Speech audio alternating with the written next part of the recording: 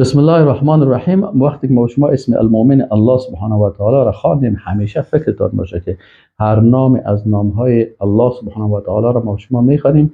سعی کنیم ما براتون قاعده اساسی رو میگیم. یک نفر یک عالم بود، یک کس آمد پیشش برش گفت که جناب خودت خب بسیار عالم هستی، خوب قرآن میفهمی و سنت میفهمی، امی خلاصه دین بر من در 4 کلمه بگو. خلاصه دینه در 4 کلمه بر من بگو. یک قصه را براتون میگم.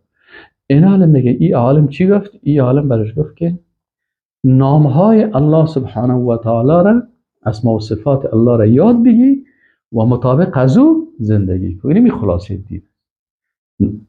اسما و صفات الله را یاد بگی و مطابق از او چی کن؟ زندگی بکن. خب حالا مثلا ما و شما، یک کس از شما سوال میکنه که بسم الله الرحمن الرحیم، وقتی که ما و شما اسم المؤمن الله را خوانیم و همراه از این چه قسم زندگی کنیم؟ ما و شما میگیم در جوابش میگیم که ما فهمیدیم که المؤمن از اسماء الله الحسنا هست. این دلالت میکنه به چی؟ اول فهمیدیم که الله به نفس خود شهادت میده به وحدانیتش، که الله سبحانه و تعالی در ذاتش، صفاتش، افعالش، عبادتش، نامهاش و احکامش واحد و لا شریک است. پس ما چون مؤمن، ما هم مؤمن هستیم به این، پس ما هم باید همین قسم شهادت بدیم و کسی را در ذات، صفات، افعال و عبادت الله و احکام شریک نسازیم. نه قانون امریکا را که الله شریک بسازیم، نه قانون روس، نه قانون دیگران را، و نه در رکوع، نه در سجده، نه در عبادت بدنی، نه در عبادت مالی، در هیچ کدام کسی را شریک نسازیم. این رو فهمیدیم. چرا این کار نمیم؟ به خاطر که المؤمن الله سبحانه و تعالی میخواستم شهادت داده. دوم فهمیدیم که الله سبحانه و تعالی تصدیق میکنه و قول خدا و وعده خدا و بنده های صالح خدا. الله تصدیق میکنه، پس ما باید ایمان داشته باشیم که آنچه که الله سبحانه و تعالی میگه راست و حق است. متوجه هستین؟ و آنچه که بنده های مؤمنش به این ایمان دارن، این الله چی میکنه؟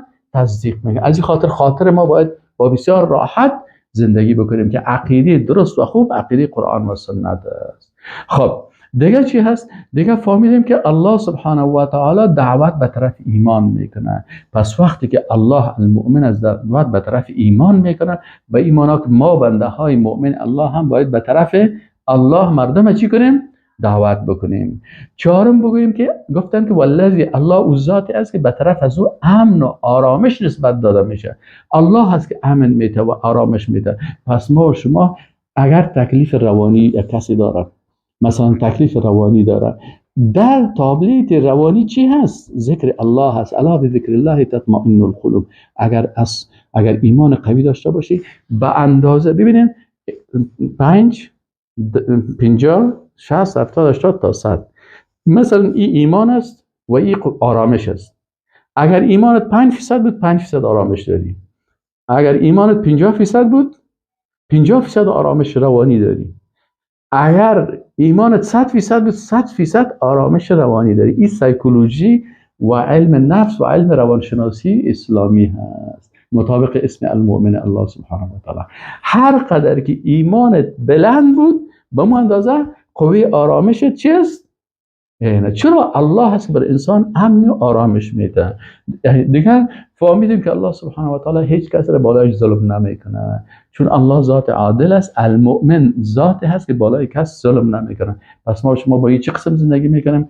میفهمیم که وقتی ما عبادت الله را میکنیم، اطاعت الله را میکنیم، به توحید خوب قائم هستیم و از الله توحید میخوایم و استقامت میخوایم، میفهمیم که الله سبحانه و تعالی عدمن پاداش بر ما میده. چرا؟ الله سبحانه و تعالی بالای هیچ کس ظلم نمیکنه.